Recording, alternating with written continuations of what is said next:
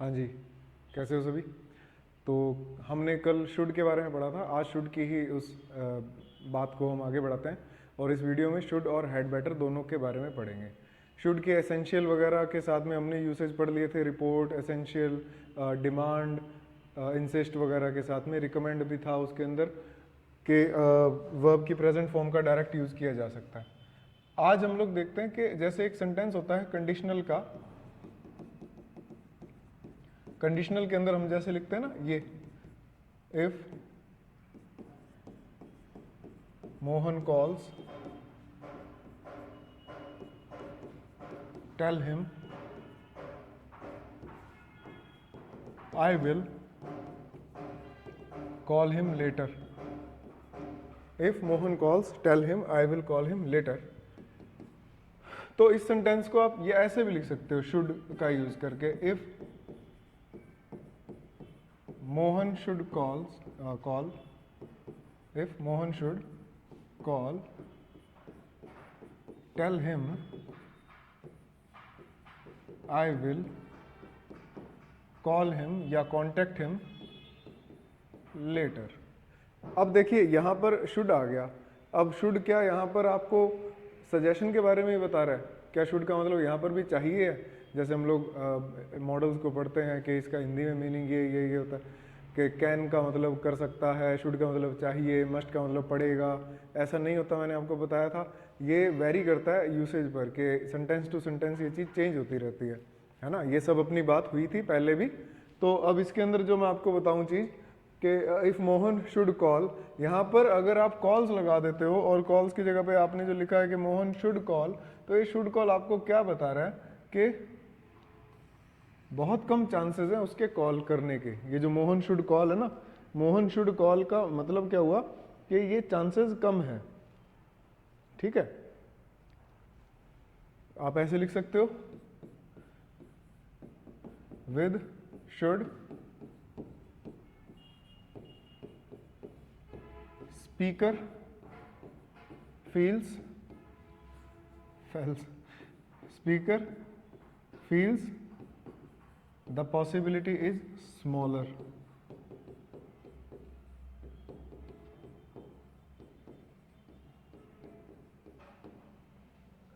with should speaker feels the possibility is smaller, कि possibility जो है वो बहुत कम है। ठीक है,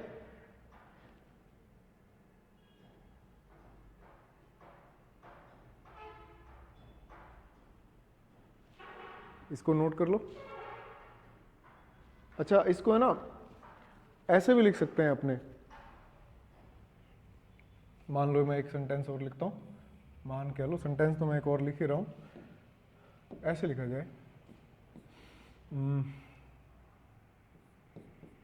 मान लो it's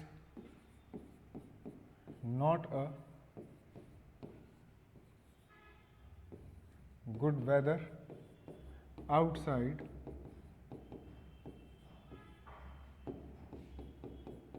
if it should rain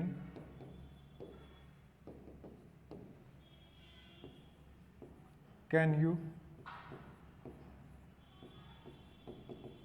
bring the clothes। क्या हो गया, स्पेलिंग एरर क्यों आ रही है इतनी? bring the clothes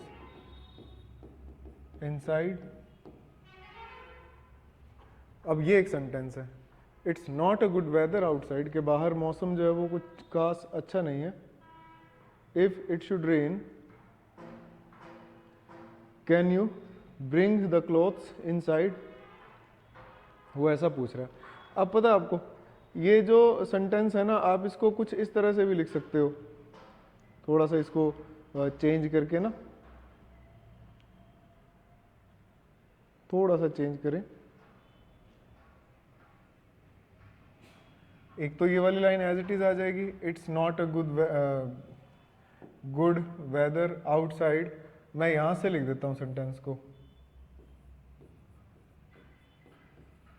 should it rain comma can you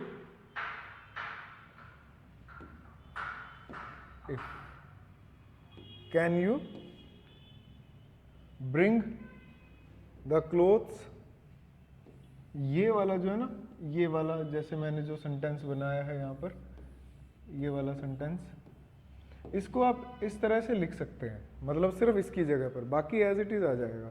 जो है ना ये इफ़ के साथ में हम लोग शुड का यूज़ करते हैं, और इफ़ के साथ जो शुड का यूज़ कर रहे हैं उसके अंदर अब जब थोड़ी सी कम पॉसिबिलिटी को शो कर रहे हैं तो आप शुड का यूज़ कर सकते हो। जैसे ये पहले वाला ही सेंटेंस था जो हमारा, इस पहले वाले सेंटेंस को मैं इस तरह से भी लिख सकता हूँ, जैसे ना if Mohan should call tell him, तो आप इसको ऐसे लिख सकते हो। ये यही वाला सेंटेंस मैं आपको इधर लिख के दिखा रहा हूँ।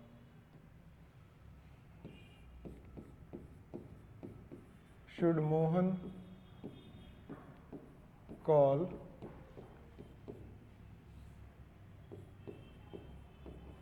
Can you tell him that I will call him later। देखो जब दो क्लॉजेज आ जाती है ना इंटेरोगेशन के अंदर, तो उनमें से एक को ही आपने इंटेरोगेटिव फॉर्मेट में रखना होता है, दोनों को नहीं रखना होता, ठीक है, ये भी याद रखिएगा आप।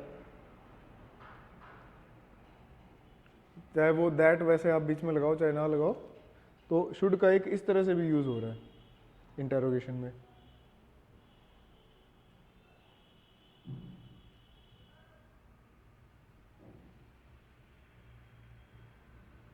वैसे कुछ एक एडजेक्टिव्स भी होते हैं, कुछ एक एडजेक्टिव्स के साथ भी आप शुड का यूज़ कर सकते हो।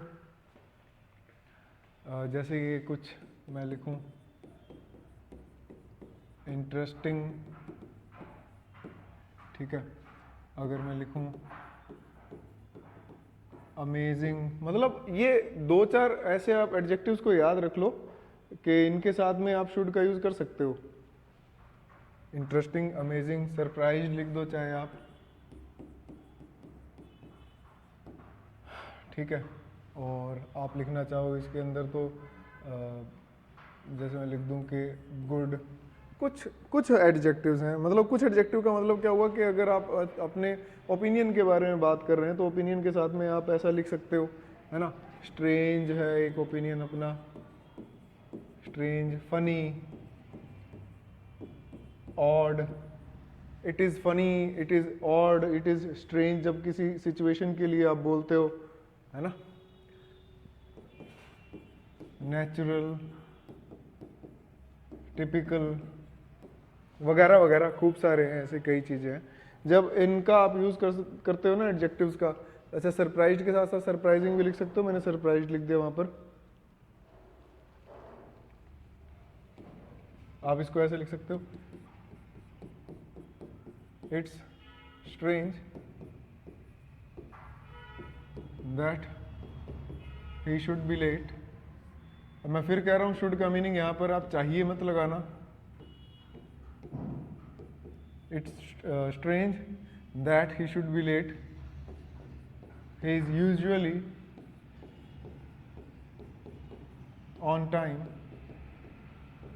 he is usually on time, it's strange that he should be late, he is usually on time। ये यहाँ पर should चाहिए के बारे में नहीं बता रहा है, ठीक है।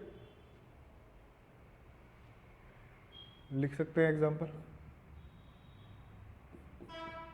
I was surprised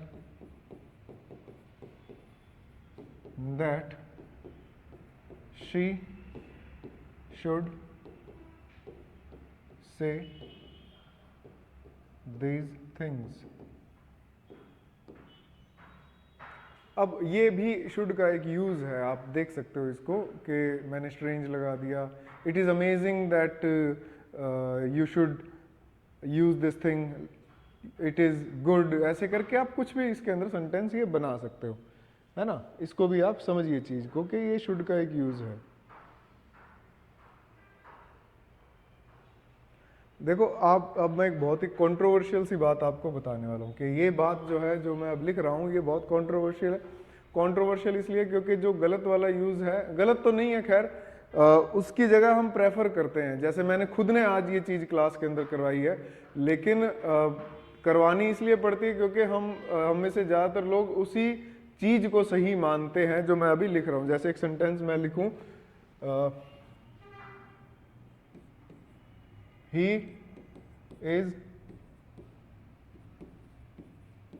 suggested to do this. एक तो ये सेंटेंस है, और एक मैं लिखूं he is suggested that he should do it. ये दो सेंटेंस है, पहले तो इन दोनों को नोट करो, फिर मैं आपको एक और सेंटेंस लिखवाता हूं इसके अंदर।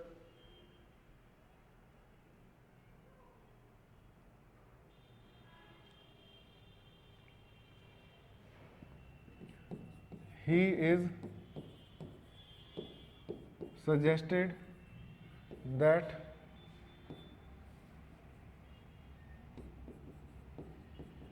he do it। तो ये तीन सेंटेंसेस हैं।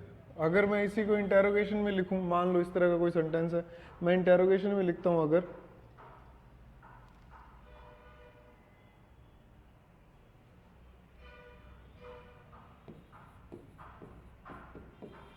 what do you suggest us to do। तो ये जो फर्स्ट वाली जो लाइन है ना, या फिर मैं कहूँ कि ये जो तीन मैंने लिखे हैं, ही is suggested, he is advised, he is मतलब रिकमेंडेड वगैरह ऐसा कुछ भी अपने लिखते हैं। तो होता क्या है कि डायरेक्ट से इनडायरेक्ट जब बनाया जाता है ना, तो सेंटेंसेस जो होते हैं हमारे, डायरेक्ट इनडायरेक्ट टॉपिक के अंदर मैंने बात करवाई थी, और मैंने मॉडल्स के अंदर आपको शुरुआत में ही बताया था कि 2+V1, मॉडल प्लस V1 और कोई भी इम्पेरेटिव जो सेंटेंस होता है हमारा, इन तीनों के अंदर एक सिमिलैरिटी होती है। थोड़ा ध्यान से सुनना इस चीज़ को कि तीनों में सिमिलैरिटी क्या होती है। तीनों में ही मेन वर्ब जो अभी तक वो काम हुआ नहीं है ना, तीनों में वो काम हुआ नहीं है। 2+V1 में भी वो V1 वाला काम नहीं हुआ, क्योंकि 2+V1 मेन वर्ब के बाद होने वाला काम होता है। और अगर मैं कहूँ मॉडल प्लस V1 तो वो भी काम नहीं हुआ। जैसे मैं कहता हूँ I can go, I should go, I will go, I must go, I would go, तो किसी में भी काम हुआ नहीं है। अगर मैं लिखता हूँ गो देयर, किसी को ये बोलता हूँ गो देयर, तो इसका मतलब कि वो गया नहीं है अभी तक। तो पॉइंट ये है कि मॉडल्स और इम्पेरेटिव्स और इन्फिनेटिव तीनों में काम अभी तक हुआ नहीं है। फिर टाइप का भी, सेंटेंस के टाइप का भी एक फ़र्क आ जाता है कि मैं अगर मॉडल प्लस V1 लिखता हूँ तो वो असर्टिव टाइप का सेंटेंस होता है, और जब डायरेक्ट से हम लोग इनडायरेक्ट बनाते हैं, तो मैंने क्लास के अंदर भी ये बात बोली है कि हमारे सेंटेंस का टाइप जो है वो चेंज नहीं होना चाहिए, कि अगर असर्टिव है तो उसको असर्टिव रखो।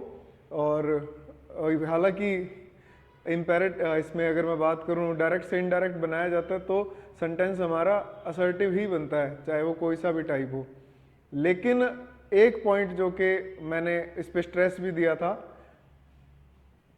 ये जो होता है ना he is suggested to do this, इसको कम से कम यूज किया करो, ठीक है, इसको कम से कम यूज करना होता है।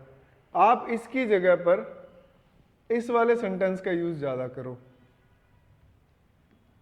बात को समझना, आप इसे यूज ज्यादा करो इसकी जगह पर। He is suggested to do this गलत नहीं है, लेकिन इसका यूज कम करो। अगर आपके जो सब्जेक्टिव टाइप के क्वेश्चंस हैं, आपने आंसर रिटर्न में लिखना होता है, तो आप इसे लिखा करो, ठीक है। और खैर ये तो वो बन गया अपना सब्जेक्टिव मूड का सेंटेंस, तो ये भी ठीक है, शुड लगाओ चाहे मत लगाओ। अब जैसे ये वाला सेंटेंस है, what do you suggest us to do, तो ये भी गलत है। गलत तो क्या मतलब बहुत ही कम सही है ये वाला, इसको मत यूज करो, आप इसको मत यूज करो। इसकी जगह पे आप ये लिख दो, what do you suggest we should do. ये ज्यादा सही है। डायरेक्ट से इनडायरेक्ट भी बनाते हो तो इसकी जगह पर इसे यूज करें और इसकी जगह पर इसे यूज करें नॉर्मल सेंटेंसेस के अंदर। तो मतलब क्या हुआ, सजेस्टेड या एडवाइज्ड। अब ये जो बात मैंने आपको भी कही है ना कि इसके बाद ये यूज मत करो, ये सब्जेक्टिव टाइप के जिनके आंसर राइटिंग वाले क्वेश्चन जो होते हैं ना, उनके लिए बहुत जरूरी है। क्यों जरूरी है? आपको अगर ऐसा लिखने को कहा जाएगा और मान लीजिए उसके 2 मार्क्स हैं, तो ऐसा नहीं है किसी को 0 मार्क्स मिलेंगे। जिसने ऐसा लिखा उसको एग्जामिनर हो सकता है 0.5 दे दे मार्क्स, है ना, और जिसने ऐसा लिखा है उसको हो सकते हैं कि 1.5 दे दें। 0 तो नहीं मिलेंगे आपको, लेकिन आपकी मार्किंग कम हो जाएगी। आपको मैक्सिमम मार्क्स लेने हैं।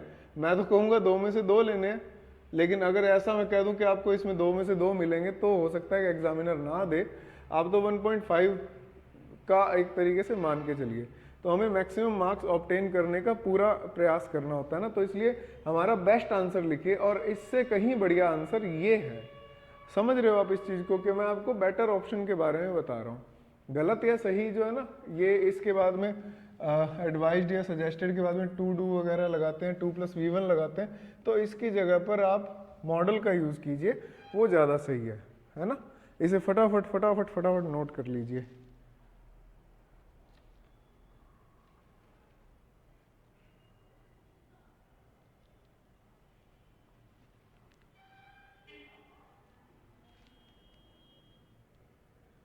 कर लिया होगा आपने नोट और पॉज किया होगा वीडियो को।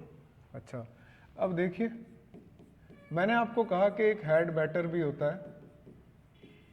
मैं आपको हेड बैटर के साथ साथ आज इट इज टाइम के बारे में भी बता दूंगा। इट इज टाइम और हेड बैटर। देखिए, हेड बैटर जो है वो शुड के जैसा ही काम करता है। जैसे शुड आपको सजेशन के बारे में बताता है, वैसे ही हेड बैटर भी आपको सजेशन के बारे में ही बताता है। जैसे अगर एग्जांपल लिखा जाए, you had better do it fast. You had better do it fast. अगर मैं इसको ऐसे लिख दूं, you should do it fast. अब दोनों में फ़र्क क्या है, you should do it fast और you had better do it fast. सबसे पहले तो आप ये चीज़ समझिए, हमने ये पढ़ा है कि हैड के बाद में वर्ब की थर्ड फॉर्म आती है ना।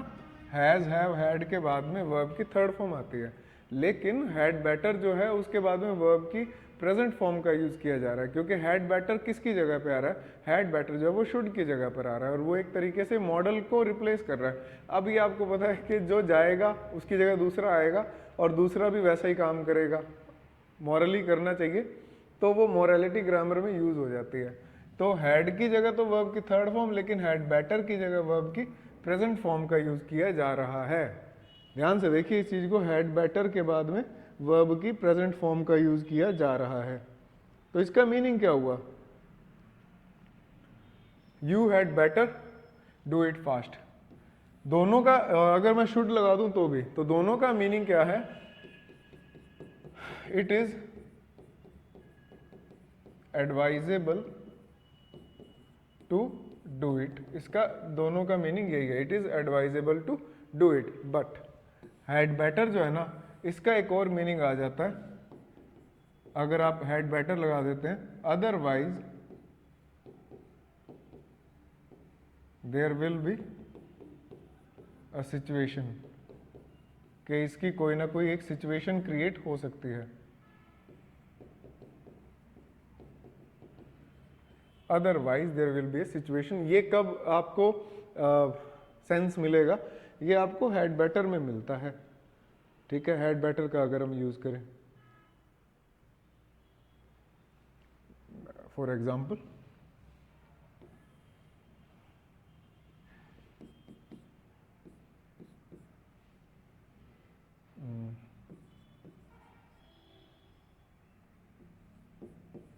I am to meet my friend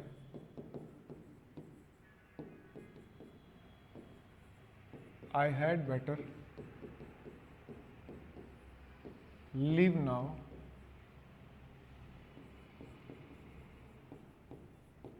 otherwise I will be late।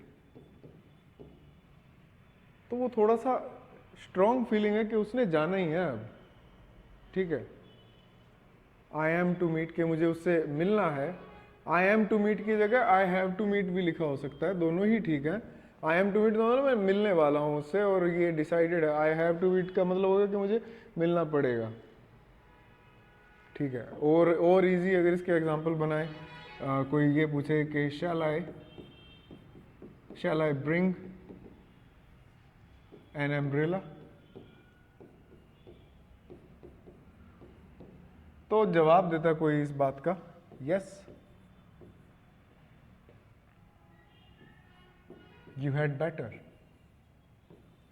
You had, अंग्रेजी लोगों की तरह बोले तो यस यू हैड बेटर, नहीं बोला गया मुझसे इट माइट रेन। अरे अपने देसी आदमी हैं, अंग्रेजी को बस एक भाषा की तरह पढ़ रहे हैं, एक सब्जेक्ट की तरह। स्पोकन वाला काम तो लोग 12वीं फेल होकर भी कर सकते हैं। आप तो ग्रामेटिकल रूल्स को समझिए, ये 10वीं 12वीं फेल वालों के बराबर होना हमें कोई ज़रूरी नहीं है ना। ये मैं खुद को प्रोटेक्ट करने के लिए ही बोल रहा हूँ।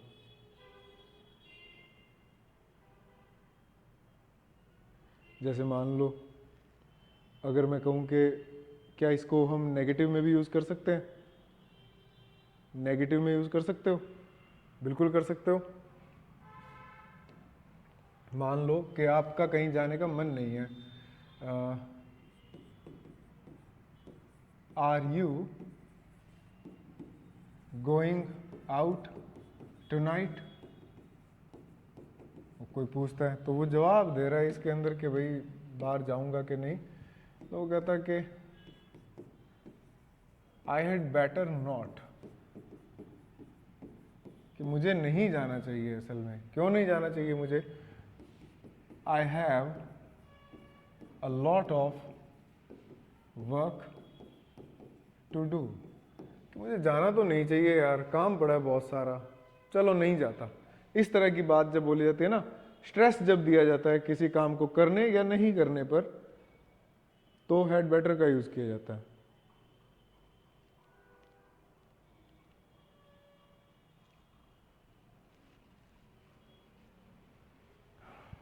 जैसे आप किसी को धमका दो,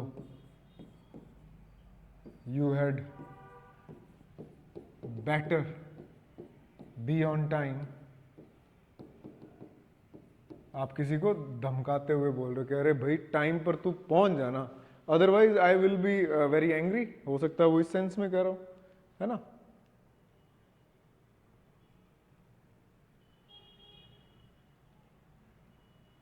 तो अब ये आपने नोट कर लिया होगा।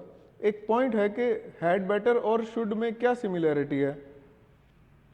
देखिए सिमिलैरिटी अगर बात करूं मैं यहाँ पर हैड बेटर और शुड में, तो सिमिलैरिटी सिर्फ ये है कि दोनों ही आपको सजेशन के बारे में बता रहे हैं, लेकिन एक पॉइंट ऐसा भी आ जाता है कि ये सेम नहीं है। जैसे मान लो मैं एक सेंटेंस लिखता हूँ यहाँ पर, हेडिंग ये लिख लेते हैं,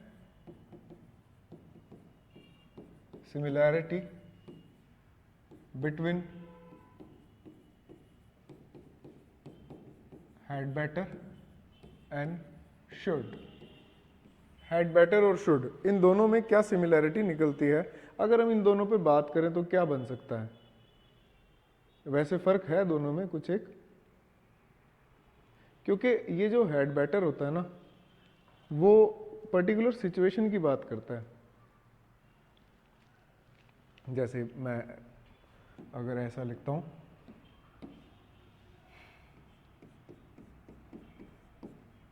it's a great movie,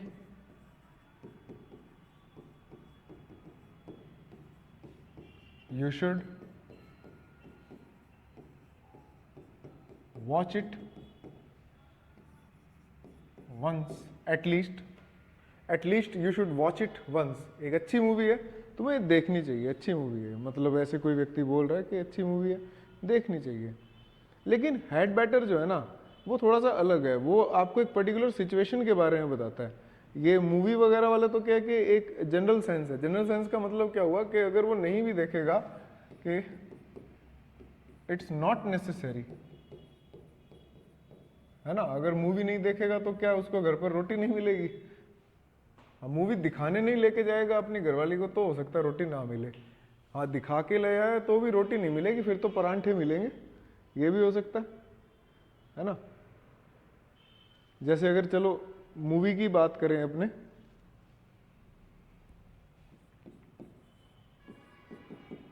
the film starts at 10 o'clock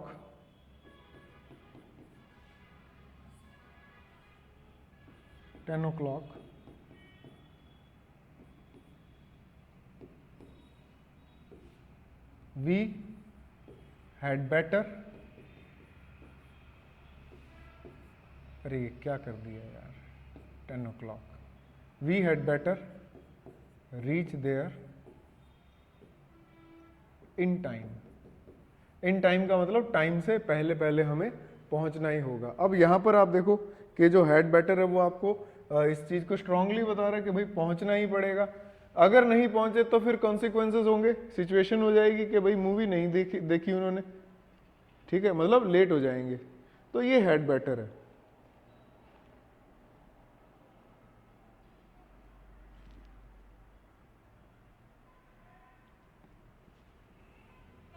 और देख लो,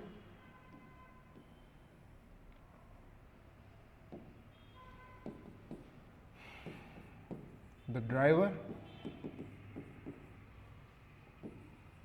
इसको है ना, मैं एक और तरीका बताता हूँ। इसको कई बार आप देखोगे ऐसे भी लिखा होता है, हैड को है ना ऐसे रेज्ड कोमा के साथ में, the driver had better wear the seat belt. मतलब अगर ड्राइवर सीट बेल्ट नहीं पहनेगा तो इट विल बी रिस्की, है ना। तो एक तरीके से जब आप स्ट्रॉन्ग फीलिंग या स्ट्रॉन्ग सजेशन के साथ अपेयर होते हो तो आप हैड बेटर का यूज़ करते हो। हैड बेटर एक बहुत अच्छा वर्ड है। मुझे लगता है आपको दोनों में डिफरेंस समझ आ गया होगा कि हैड बेटर क्या बताता है और शुड क्या बताता है। मैंने एक और शब्द लिखा था, आपने ध्यान दिया होगा, इट्स टाइम। इट्स टाइम देखा होगा आपने। इट्स टाइम को आप दो तरीके से यूज कर सकते हैं। देखिए, आप ऐसे लिख सकते हैं, it's time to go home. एक आप ऐसे लिख सकते हैं, it's time that we went home. अरे लग जा। दोनों तरीके से आप इट्स टाइम को यूज कर सकते हैं, लेकिन आपको एक बात याद रखनी है, it's time that we went home, या फिर आप इसको ऐसे भी लिख सकते हैं, it's time we went home. बिना दैट के भी लिख सकते हैं आप। और कई बार आपको इट्स हाई टाइम ये भी लिखा हुआ मिलेगा, लेकिन जब आपको इट्स टाइम के बाद में, इट्स टाइम या इट्स हाई टाइम के बाद में आपको दो तरीके से वैसे आगे चीजें यूज करनी होती है। इट्स टाइम या इट इज हाई टाइम के बाद या तो 2+V1 आएगा या फिर सब्जेक्ट प्लस V2 आएगा। ये दो ही सिचुएशंस हैं कि या तो 2+V1 आया है या फिर सब्जेक्ट आया तो V2 आया, सब्जेक्ट आया तो V2 आया। ठीक है, इट्स टाइम जो है वो हैड बेटर वाला ही आपको सेंस देता है कि ये अच्छा बेहतर रहता कि चले जाएं। ठीक है, मीनिंग क्या निकलता है? मैं अगर ऐसे लिखूं, it's time you did something, क्या मीनिंग निकलता है इसका? असल में इसका मीनिंग ये है, it's time that you should have done something. अब आप कहोगे शुड हैव क्या है? Should have plus V3। इस शुड हैव प्लस V3 को जो मैंने यहां पर लिखा है, इसे आप परफेक्ट टेंस बिल्कुल भी मत समझिएगा। ये शुड हैव V3 का मतलब होगा कि कोई काम जो आपको कर लेना चाहिए था लेकिन हुआ नहीं है। जैसे मैं कह दूं कि क्या आपने फॉर्म भर दिया, आप मान लो आप कहते हो कि नहीं भरा, तो मैं कहूँगा you should have. You should have का मतलब आपको भरना चाहिए था लेकिन आपने वो किया नहीं है। ठीक है, आप अच्छे मार्क्स ला सकते थे, you could have got good marks. You could have plus V3 वो भी क्या बात बता रहा है कि नेगेटिविटी को बता रहा है वहाँ। यही काम ये शुड हैव डन कर रहा है। और इसी चीज को आप किसके साथ बता सकते हैं, इट्स टाइम के साथ में V2। इट्स टाइम के साथ में V2 भी इसी चीज का सेंस देता है कि कोई काम जो है वो हुआ नहीं है। ठीक है ना, ये आपको, मुझे लगता है आपको ये बात समझ आ गई होगी, क्योंकि इसमें कोई ऐसी खास रॉकेट साइंस नहीं है। ठीक है ना।